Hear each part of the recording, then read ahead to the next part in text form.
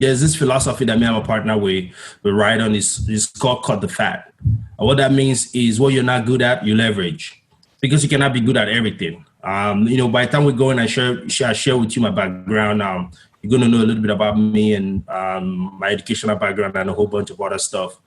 But we came to the realization that in order for a business to succeed, you got to put yourself out there. And if we don't really know how to do it, we need to bring in the expert. Welcome to the Accelerated Investor Podcast with Josh Cantwell. If you love entrepreneurship and investing in real estate, then you are in the right place. Josh is the CEO of Freeland Ventures Real Estate Private Equity and has personally invested in well over 500 properties all across the country. He's also made hundreds of private lender loans and owns over 1,000 units of apartments. Josh is an expert at raising private money for deals, and he prides himself on never having had a boss in his entire adult life. Josh and his team also mentor investors and entrepreneurs from all over the world. He doesn't dream about doing deals.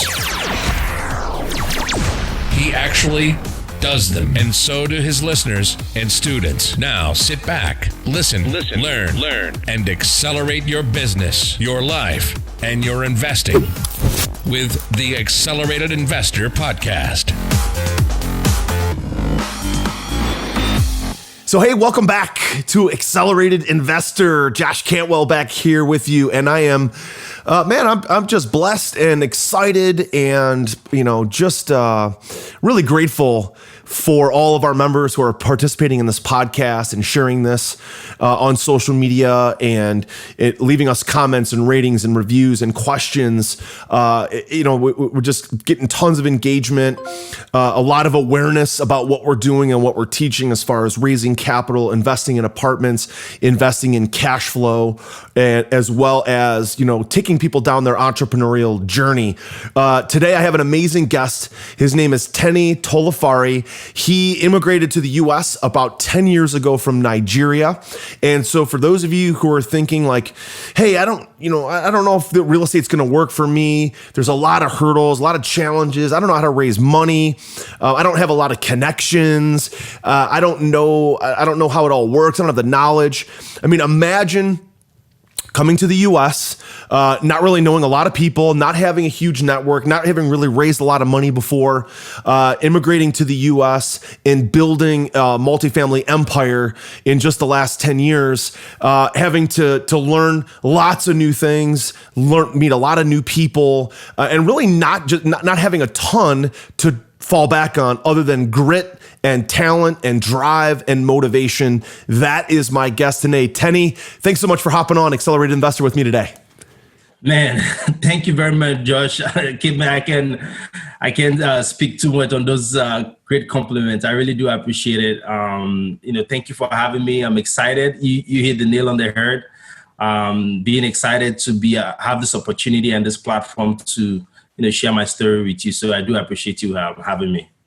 Yeah, you bet, Tenny. So what I'd love to talk about with my guests right off the rip is what they're working on right now, like today or yesterday or tomorrow. Like, what are you doing in the middle of this virus business? But what are you excited to work on? Do you have a new apartment that you're working on? Are you raising money for a deal? Are you doing analysis on some deals? Are you networking? Tell us about some of the stuff you're doing right now. Absolutely. Thank you very much. Again, I want to first of all appreciate you for everything that you do for this platform. I know a lot of people listen to your podcast and get a lot of value. So continue to shine the light, and thank you for that. Me and my partner, again, the name of my real estate investment company is Untitled Chapter. Me and my partner, Leslie Awasom, we opened up the company last year, 2019, January of 2019. And since then, it's been an amazing journey. Since this whole pandemic started, we went back to the drawing board and started asking ourselves, what's going on? What are we going to do right now? What's going on with the market?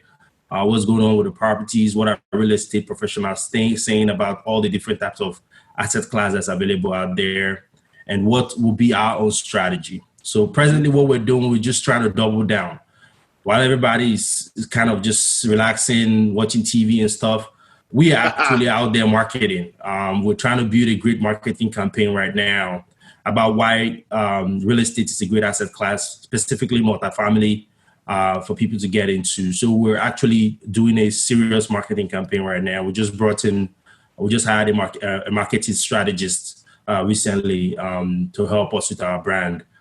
So we're working on all of that, just to make sure that once we get off this whole pandemic situation, we're ready and good to go. Because a lot of people want to do business and they don't focus on the marketing. They think that, people will know them. One thing that I've come to the realization is you cannot be in obscurity and allow people know that, and people will know you.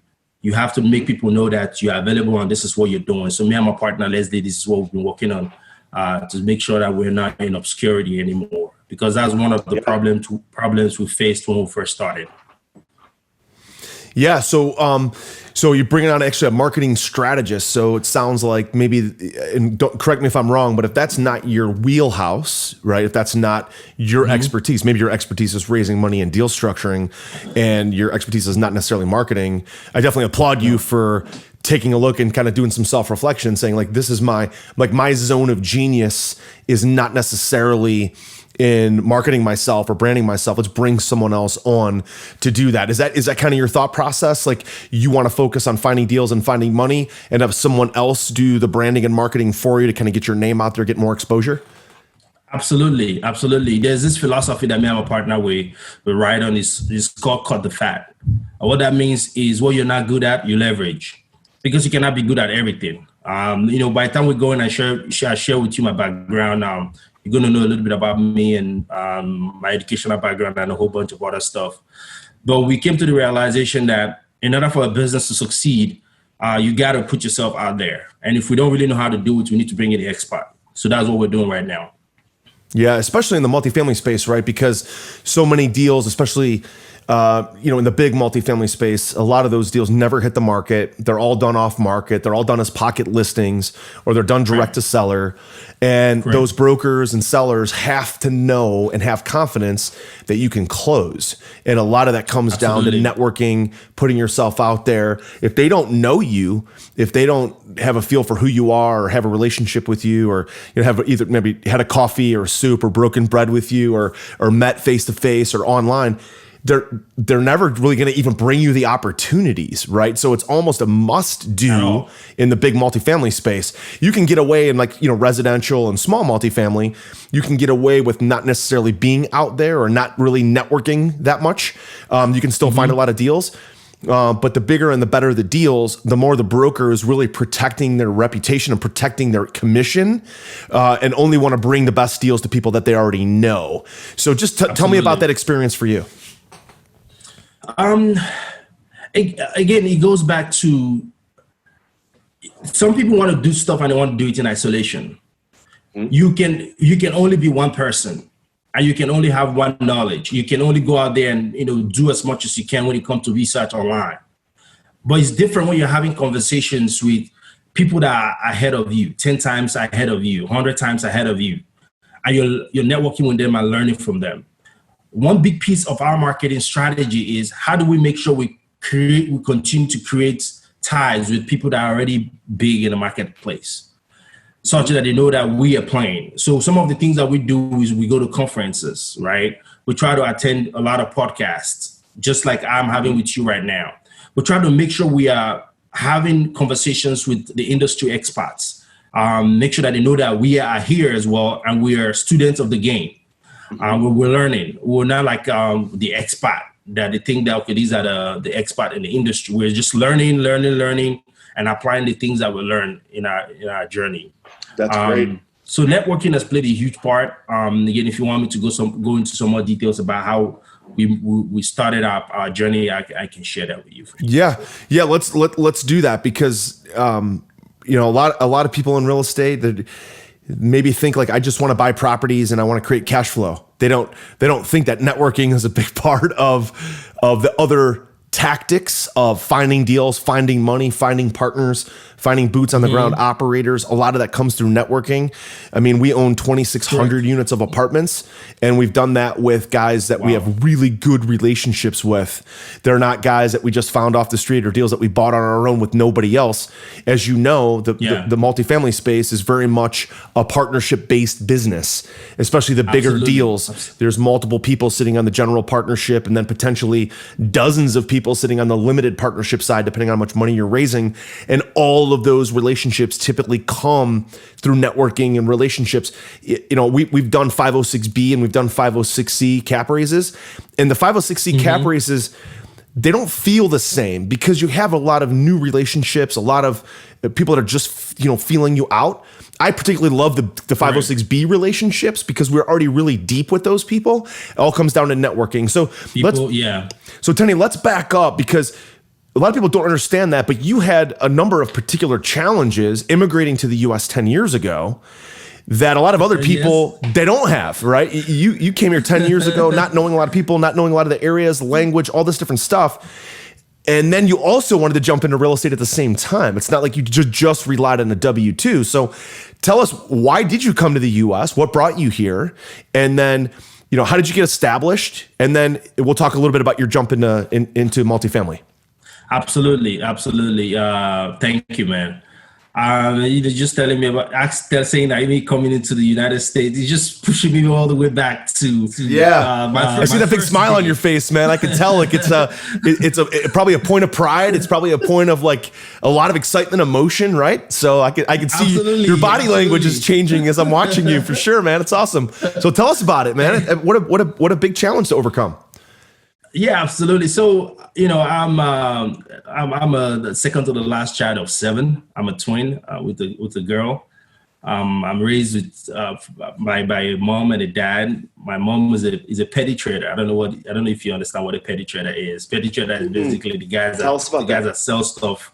They sell stuff in the open market. So she sells something called gari, which is a food that we eat in Nigeria. What is Gary? Tell me about Gary. What's the closest, what's the closest thing you can compare it to in the U.S.? Nothing. Honestly, nothing, because it's made out of cassava. Cassava is a plant that they use to make it. When I was little, I went to the village with my grandmom, and I saw the process of how to do it. It's kind of an interesting process of planting and harvesting. That was the trade my mom was doing. She's a petty trader. You think about, how they have like dump trucks, the big dump trucks that they used to carry a whole bunch of concrete and stuff like that. Yeah. My mom used to be on top of that. They call it 911 in Nigeria. She used to be on top of that with the goods. The goods are going to be on the bottom part of the truck, and then they will stay on top of it and travel like 30 to 40 miles. From one end to another to buy and sell those goods. And sometimes they go through the night. I didn't know the danger my mom was in until I became older. Normally we just like, she went to the market, she's going to be back. But later on, I realized that they usually just hang on top of those trailers for a very long ride to be able to buy the product and bring it back to the marketplace. So that's how she raised us. My dad was a cop, and I don't know if you're familiar with cops in Nigeria. They don't make a lot of money as well. Okay. And then they had 7 kids. So I didn't really grow up from the best of the best. That's a lot of people. Sure. I usually joke to let people know that, listen, when you think about that kid in Africa that was in the class, and there are holes in their school pants. I was one of those kids because that was you. In my primary school, we were asked to sit on the floor. There is no seats like you can sit on a desk to learn. Yeah. So you have to sit on the floor. And then by the time you sit on the floor for so long, the concrete on the floor start eating into your pants. Holy smokes. So all my friends who are thinking about getting into real estate or in real estate, who are thinking like, I don't know if I could do this. I don't know if I'm smart enough. I don't know if I have the knowledge. I don't know if I have the connections. I mean, at least you have the ability to sit in a desk, right? Learn the business, sit at a desk, learn in a chair, like a big, leather chair like this or whatever. I have 3 offices in my home, right? So my wife's, we have one upstairs for my kids, which should be mine, but I gave it to them. And then now I'm in the basement home office. And then I have a real office where all of our employees go, and I have another beautiful space there. Wow. So I have 4 chairs, and you take that totally for granted to think that you grew up sitting on a concrete floor with the concrete eating into your pants. And that's just the beginning of the story. I know. But I'm just thinking like how the little things we take for granted and the people who concoct in their brain all their challenges that they have. I can't do real estate because of this, this, and this. At least you have clothes and pants and a desk and a chair. Like those things that you took for granted, Tenny didn't even have when he was a kid. His mom is literally taking a dump truck as like an Uber ride to the market. Yep. I mean, that's amazing. Just hearing that. So tell us more. Like tell us about what happens next. So I went to school, not smart at all. If they say people are smart, some people now see me and say, this guy is smart, blah, blah, blah. I'm like, don't say that, right? So not having the best of education while I was growing up hit a lot of my ego. So I had my twin sister, she was brighter than me when we were little. So when you think about kids knowing how to spell, like IT, eats, SO, so, NO, no, I couldn't do all of that. Wow. I was like 6 or 7 years old. I couldn't spell. And then I can remember one of my aunts saying, dude, what the hell is going on with you, man? Look at your sister. She's doing good. Why can't you pick up stuff? I said, if I don't learn, I don't have the right environment to learn about these things. How do you expect me to know how to do it? Anyways, I went out of a primary school, went into high school. Now, because I didn't have self-esteem, I had to depend on other people to pass my classes.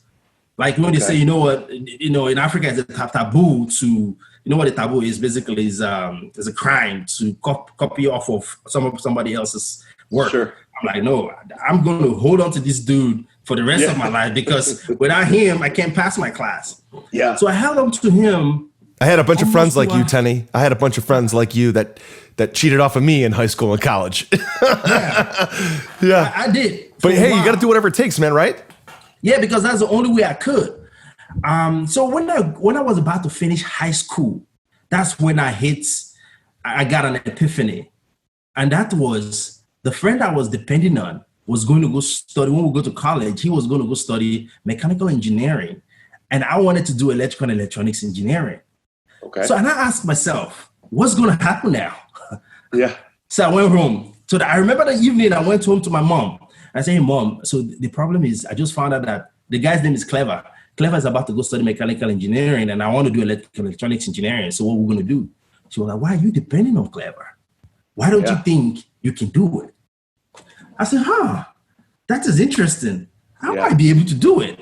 Now, the problem I faced wasn't that I cannot basically read and understand and apply myself, was that I didn't have the confidence. Yeah. If I have a question and I put in the answers, I'm not sure that that's the right answer. So I have to reach out to somebody else to validate what I was doing. Mm-hmm. So anyways, my mom said, you can do it, son, you can do it, just try. So I went back to school, went through school, the exams I would normally take to get out of high school. And I started depending on myself.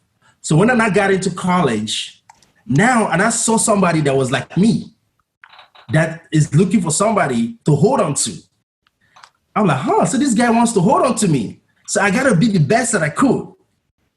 Right? Yeah. So in college now, I was now the person somebody was depending on. Yeah. So because I know somebody was depending on me, I study all night. Because I really know my weakness. My weakness is if both of us are in the same class, if it takes you an hour to study and take an exam, it's going to take me 10 hours. So I know my weakness. So I'm like, how can I compete and be at the same page with you if you're going to take you 1 hour? So while everybody is partying, I was in my room studying. Are you ready to automate and explode your real estate investing? We're searching for extremely motivated individuals who are sick and tired of wasting time and want to finally see real results from their real estate investing business. We're searching for investors looking to get to the next level and become a bigger, better version of themselves while being a more successful real estate investing entrepreneur. Apply for mentoring and coaching at joshcantwellcoaching.com/podcast. That's joshcantwellcoaching.com/podcast. So what was it? So Tenny, it was, so, I talk a lot about in my different trainings and podcasts and things that the best way to learn is to teach.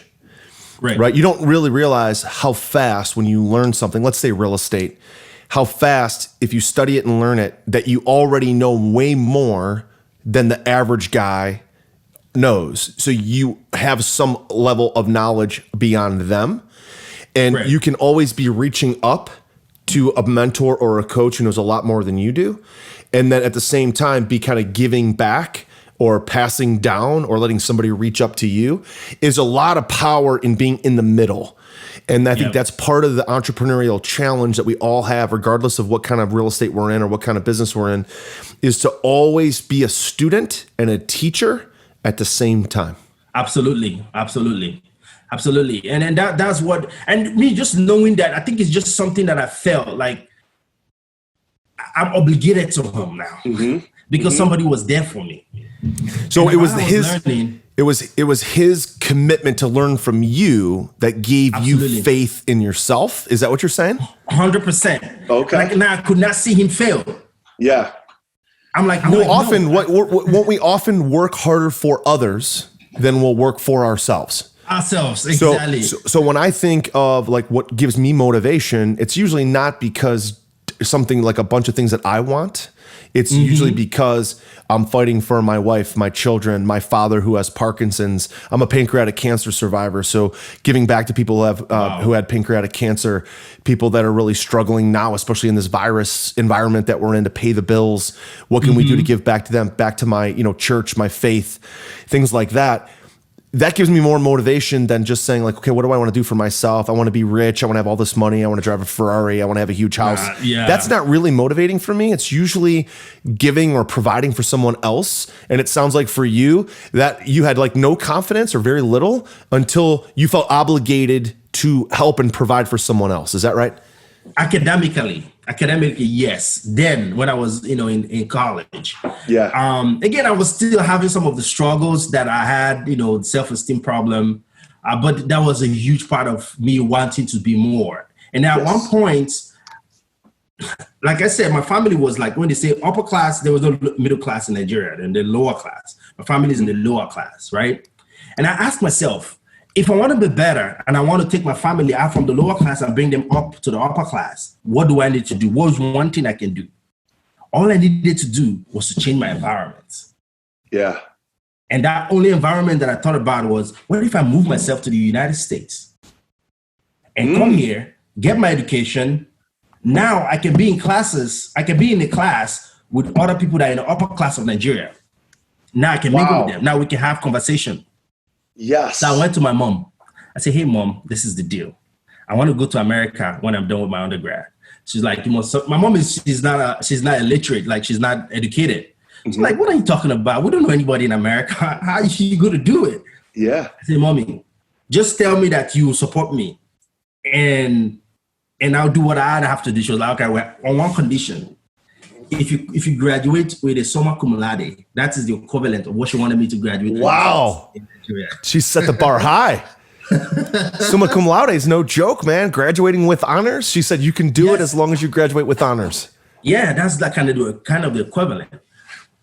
I'm like, all right, how am I going to do this? So again, I went back to school and started studying and blah, blah, blah. So yeah, I did a lot of studying, to be honest, then. Yeah. Because I had to come to America. Yeah. So one of the thing that stuck to my head was, in each class that I want, you know how they say prophesy what you want and put it and visualize it. So when the school was on strike, I went to my school, and in an apartment of like maybe 50 units, I was the only one in that whole apartment because everybody was home because it was strike. So in my room, it's just like this room that I'm in, I have my classes, each of the class, what grade I wanted on the wall. Okay. So I was taking 9 classes then. 9? 9. Wow. So I put all of them on the wall, and when I finish studying each one, I write the grade that I want on it. So if it's, let's say, computer science, I'll put a big A on it or a big B. Okay. There was no C on the wall. So all of them I put A or B, depending on how I feel about it. And guess what? The exam came, I wrote, my GPA score went up. Anyways, I finished, got the degree, and I took it to my mom and said, hey, Mom, I got it. Now, my dad is in the picture, but he wasn't in the picture of the drive. He was that guy that just said, oh, what do you need? Here we go, take the little amount of money that I have, blah, blah, blah. But he wasn't in the picture of the struggle that I went through and the self-doubt and all that. He wasn't part of all this conversation. He was seeing me as a bad child because I was, we have 2 boys and 5 girls. My older brother is the first, and I'm like in the middle. Yeah. So he's seeing me like the bad child. So I brought the degree to him and said, hey, Dad, I got my master's, my bachelor's in electrical and electronics engineering. I graduated with a 2-1. He was like, what? I like, yes, I did it. He was like, so he called a family meeting and we celebrated. And he's like, you were in school? He was busy providing for the family, right? Exactly. He was traveling up everywhere in Nigeria. But anyways, I went to my mom, told her, she said, well, you did your part, I'll do my part. Go get admission to school in America. I got admitted to school in Virginia called Virginia International University. I went for the visa one time. I went there. I think I was just destined. It's not me doing, it's just that God just wanted me to be here. My first interview, I went there, I looked at the consular in their face and said, hey, listen, I'm going to the United States. Why? I told them, I don't want to be where I'm at. I want to go over there and study to be better. Mm-hmm. They gave me a visa. I took that. Just like that. I flew to where my dad was and told him, Dad, I had a visa. Here we go. He was like, so you and your mom have been planning all of these? I said, yes. So who are you about to go meet in America? I said, we'll figure it out. Yeah.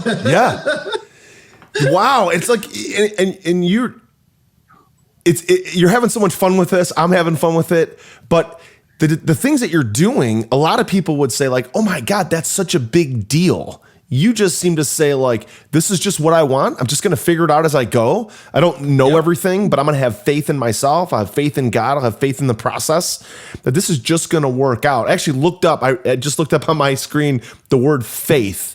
And the definition of faith, according to the dictionary, is complete trust or confidence in someone or something. Right. So you've talked about faith. I'm not talking about like religion. Like I'm Catholic. I have a lot of religion, a lot of faith in Jesus Christ, a lot of faith in God. But I'm talking about faith in yourself, right? Complete faith or confidence. It's just going to work out.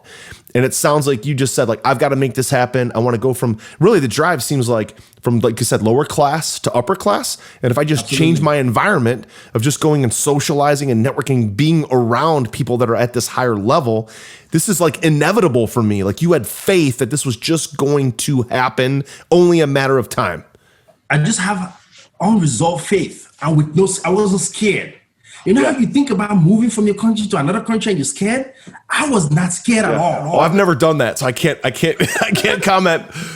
I've lived in the same area within 20 to 30 miles of where I grew up my whole life. So I have not taken that leap, but I understand what you're saying. Like I've been in mastermind groups, for example, when I was a little bit younger with people that I thought were like 10 times, 20 times, 100 times further along than me.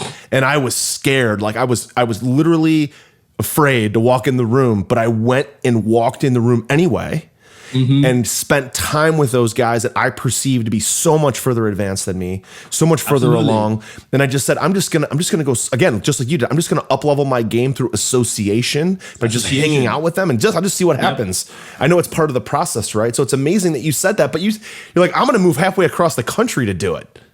I didn't know what, to be honest with you, I would say like, I was not even thinking about the impact of what I was doing. I was just like, this is the life I want to I've chosen. I'm going.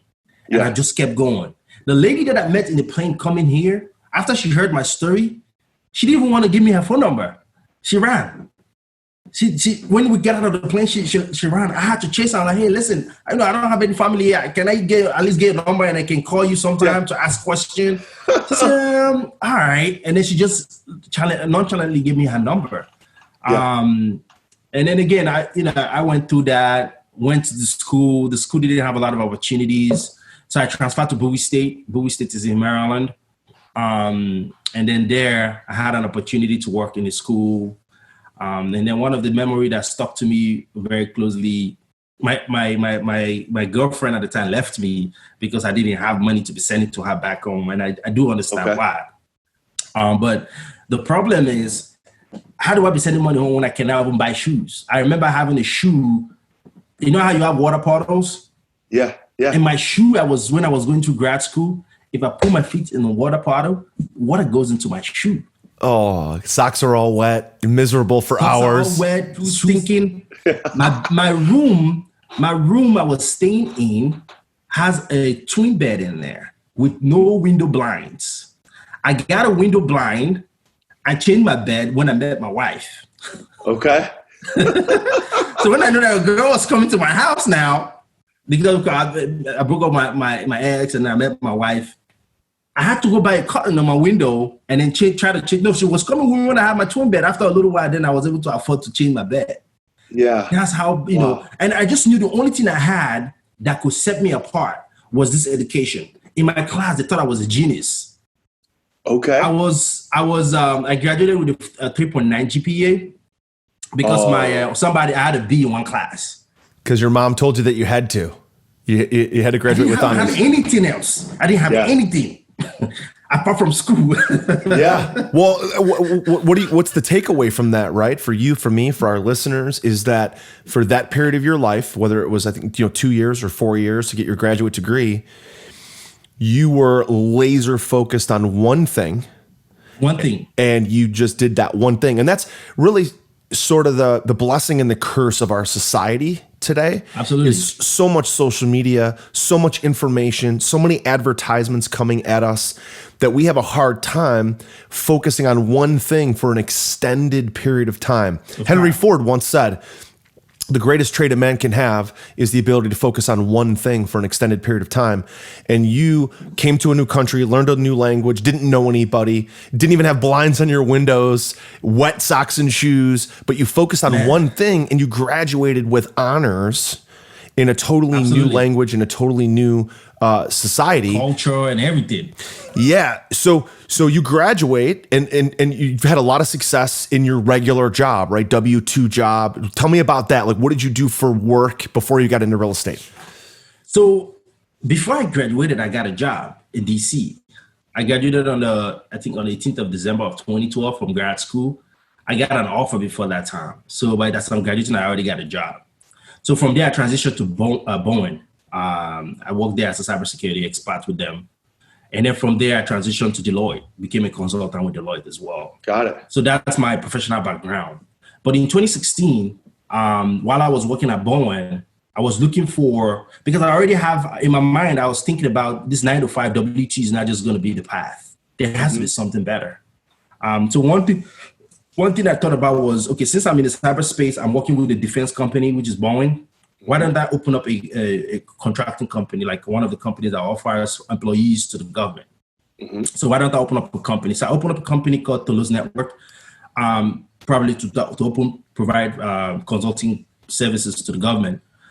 But in that process, as I was doing that, I got sick.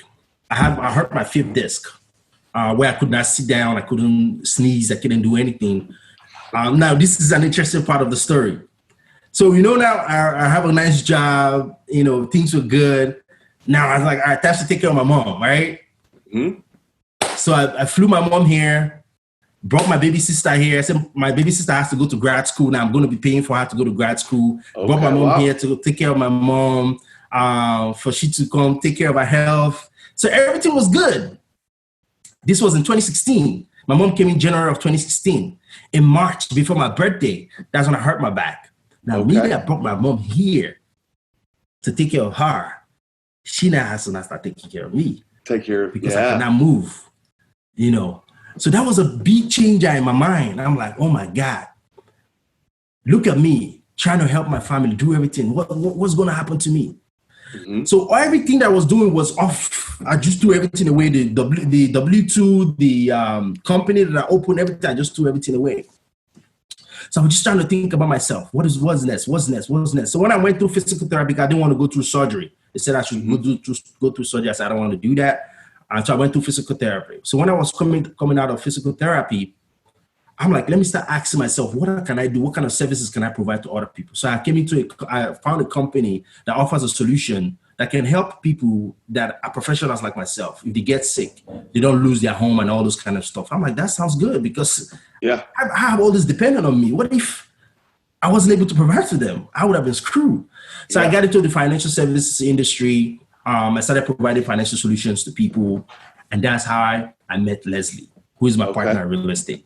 So I've always been a student of Robert Kiyosaki. I read the Rich Dad Poor Dad of Cash Flow Quadrant. And in the Cash Flow Quadrant, he talked about the E, the S, the B, and the I, right?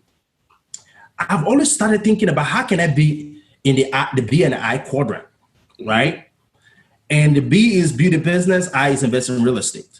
I've already started building the business in the financial space, but the I part was missing, which is real estate investment.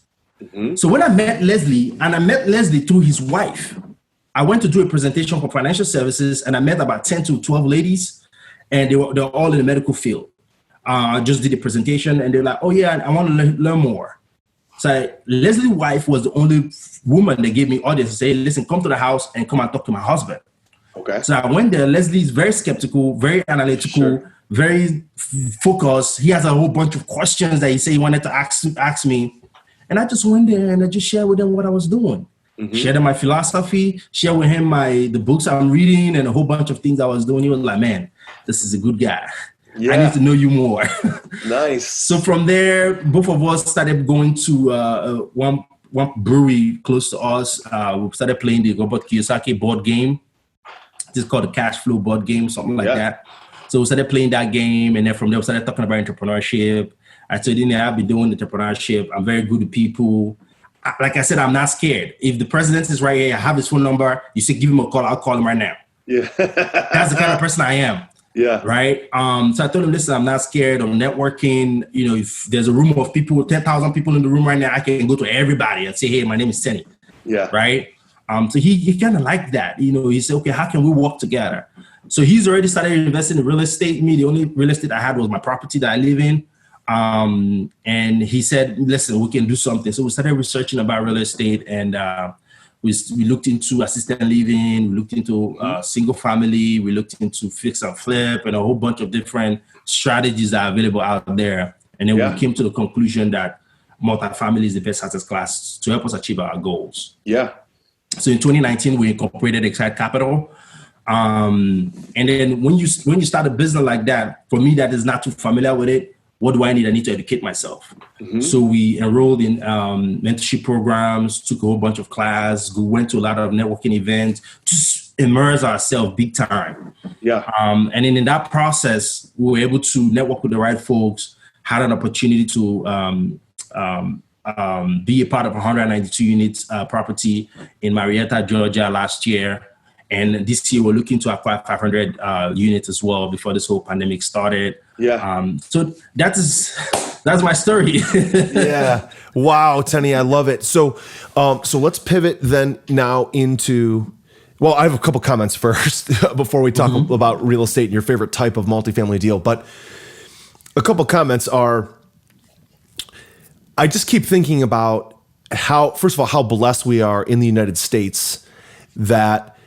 You know, to be a student at a university that many people in other parts of the world already consider that to be upper class, right? Absolutely. If you just are in high school and you're getting an education, you have clothes on your back, you have a place to go to, you're safe, you have an environment of home, you have parents, you know, even if you're from a single family parent, brother, sister, everybody's safe, you have transportation, you can go to a high school or college, university, you compare that to most parts of the world, you're already middle class or upper middle class relative to the rest of the world.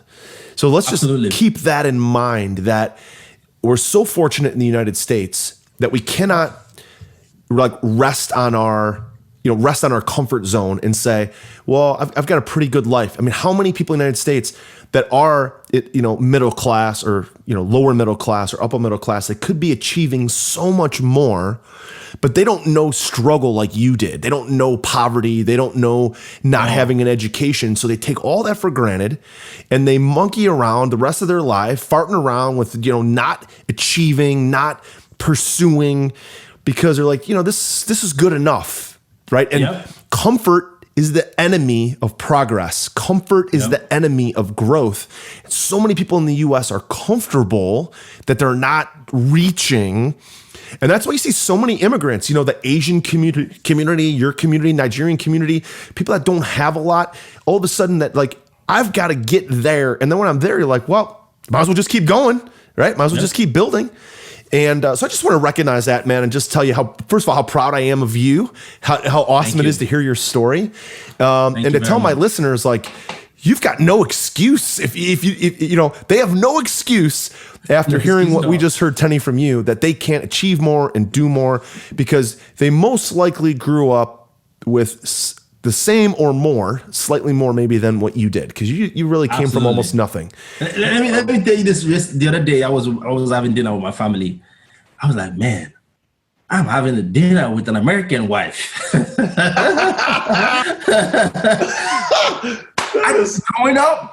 Growing up, that was not something that you can think that is even possible. I could not fathom it, that I'm being America and then have an American wife.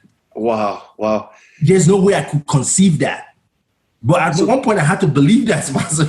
Yeah. So, Tenny, help me understand like the comparison between like where you are now relative to what. I don't want to sound offensive, but what class would you be in Nigeria? Comparing where you are now in the U.S., would you be like upper class, upper middle class, like way upper class in Nigeria? Comparing to what you have now in the U.S., I just don't understand the difference in classes, societal, differences between Nigeria and the U.S. With my income, I'll be upper class. Yeah. With the income I make and the standard of living that I'm living, I definitely will be in the upper class. Yeah. Now, I might not be in the elites, but definitely upper class for sure. Yeah, right. Sure. Even in America right now, I think I'm getting close. I'm after the upper class in America right now as well. So in Nigeria, definitely upper class. My newest and most powerful real estate investing book, The Flip System, is now available. And for a limited time, you can grab your free copy at getflipsystem.com/podcast. Using the same proven principles, secrets, and investing strategies I'm sharing in this book, I've been able to personally close over 750 highly profitable real estate deals over the last 15 years, make over 400 private lender loans, raise over $30 million of private money, and acquire over 2,000 units of apartments. Get my newest book now for free for a limited time at getflipsystem.com/podcast. That's getflipsystem.com/podcast. Like the one thing that stands out to me out of all the things you've said is just that you changed your environment. Yes. Like just that changed my environment. Those three words. I need to change my environment. And if I change my environment and who I'm associating with, I can completely change the course of my life, which is what you've done. To the point where like you're like laughing about it. Like I have an American wife. I'm so excited about it. It's just cool, man. It's just so cool. One thing I don't do often, I don't do a lot, I need to do more of it, is gratitude. Mm-hmm. Sure. Because in order for you to have gratitude, you have to look at where you've been and where you are right now. And then you'll be able to appreciate the journey. And that was that dinner. That's what happened. Yeah. I was looking at my wife and looking at my daughter. I'm like, man, this is how far I've come. Sometimes when I share my story, when my wife met me, like I said, I had a twin bed in my room. She was with me. She had a little car. Anyways, I don't want to go into it anymore. Yeah. It's okay. Let's keep going in the interview. Yeah, for sure. I mean, I have it actually sitting right above my computer on my wall right here that says, "A great day always begins in the gym and ends with a book." And the reason why, for me, a great day begins in the gym and ends with a book is typically when I'm in the gym or reading or listening to an audiobook. Really, that allows me to reflect and think about what I'm grateful for. And so gratitude is the underlying theme behind the physical activity of being in the gym, the physical activity of listening to a book or reading a book. Is it allows me to completely clear my mind. And then I have the opportunity to think about, wow, look how grateful I am. Look at all the things that have gone right. And even the things that have gone wrong. We have a lot of things that have gone wrong over the last 20 years. To think like, what are the lessons I've learned from the things that have not gone right? Right. The times I've gotten screwed, the times that things didn't work out, because that stuff happens too. So Tenny, let's talk for a few minutes about multifamily real estate. So you said you did all this research, fix and flips, rentals, single family, self-storage, assisted living. You landed on multifamily real estate and apartment buildings, and you have this 192 unit already. And so tell me about your strategy today. What are you looking for to acquire more of these 500 doors? What specific asset classes? What specific types of areas? Is it value add? Is it, and how are you looking at, the syndication side of things? Actually, pretty much what we're doing right now is just build more of an investor base. The why we chose multifamily is because, one, we will not be able to take big asset class on our own, right? If you observe, we have a meetup that we have running right now, and a whole bunch of the people that we meet at this meetup are people that already do flip and flip, wholesaling. And one of the problem that they had was, or they have like single family homes that they rent, is the problem of management. The day-to-day running of the property and the headache from tenants and all that stuff that comes with it. And when we discovered that that is something that we can transfer, and if you can remember, I talked about leverage earlier. If we can transfer that responsibility to an expert that can take care of that, while we get the benefit of having a property, why don't we do that? So right now we're looking to bring in a bunch of people like us that are looking to have real estate properties, but don't want to be worried about the whole big management of the property, running of the property, dealing with tenants and all those stuff. We want to look for those are the kind of people we're looking to do. So this year, our goal is to acquire 500 units. But with this whole pandemic going on right now, we're still having that as our goal. Working, building our brand and doing our marketing and continuing to talk to investors on a daily basis and do what we're supposed to be doing, right? And of course, we're always open to learning and getting feedback from people that we meet. But our goal is right now is to look out for one of these emerging markets, and one of those markets we identify is North Carolina, the Charlotte area, Charlotte, Durham, Chapel Hill area, because the growth in terms of demographic there is really good. My partner Leslie actually went to school down in Greensboro, so he's familiar with the area. And I went there with my family not too long ago, visited the market. It's a great market, and we want to be in that market as well. So that's one area we have a team already.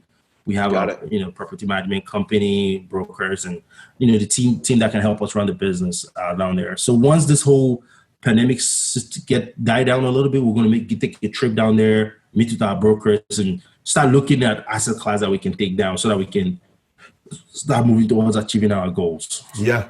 So Tenny, tell me a little bit more about the way you're building your team, right? Because a lot of people understand, large assets like large apartments requires a team, property management company, boots on the ground operator, general partners, somebody who can sponsor the loan, somebody who can raise money, all these different kind of things.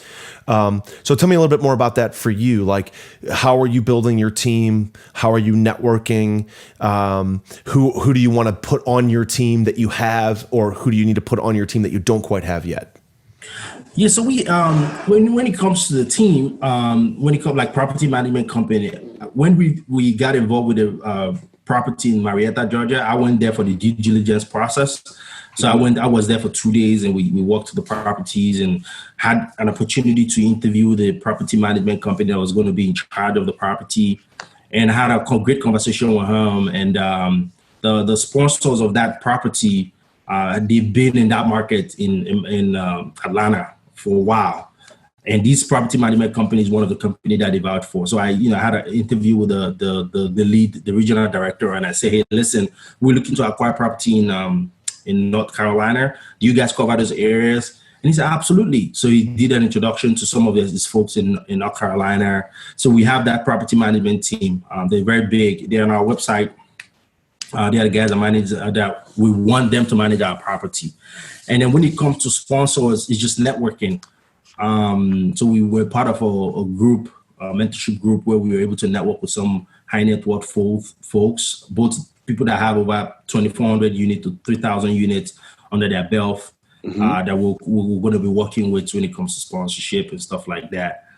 Of course, we have our attorneys and accountants, a whole bunch of other people that's part of the team. And then for boots on the ground, it's again the same networking. We've met some great people that lives down there in North Carolina area, and we've had meetings with them. We're trying to make sure that our philosophy aligns, because again, you want to do business with people that have the same philosophy with you, so that if you go into business, you guys can continue to do business. Not that you go into business and then at the end of the day it doesn't work out, and then you have to sell the property and all this kind of headache. So we rather go into a business with a solid group of people that will feel that we can grow together, than going with just rushing through anything. If it takes us 10 years to find the right group, that means it's 10 years for us. So we're not in a rush, and that's a conversation we're having with our investors. If you're in a rush right now, we can show you some other operators that are in the marketplace. You can go with them. But we're not in any form of a rush. We're not in desperate mode right now. Yeah, so got our time and building our stuff. Tenny, you said, and again, as we kind of to use a baseball analogy, round third and head for home to kind of wrap up our interview today. You had said you did a lot of research on fix and flip and single family and these other asset classes and landed on multifamily. Tell me why. What did you find in multifamily that stuck out that led you down that path? I think it's just excitement, man. I think me and my partner, me and Leslie, we met, and after we did this, we just excited about the industry, and we just started researching. One of the main things for multifamily, again, I mentioned, is having that expert manage the property for you, because they are going to run it on a day-to-day basis. So we actually put me and Leslie, after we formed our company, we put in an offer for a couple of single-family homes. We had to pull back those offers because we realized that we have to go in there, manage this property, run around, do all these things. And then we started studying, we observed the number of units you have to have in order for you to be able to afford a property management company. I'm like, we not talked about vacancy. How does vacancy impact your income and cash flow?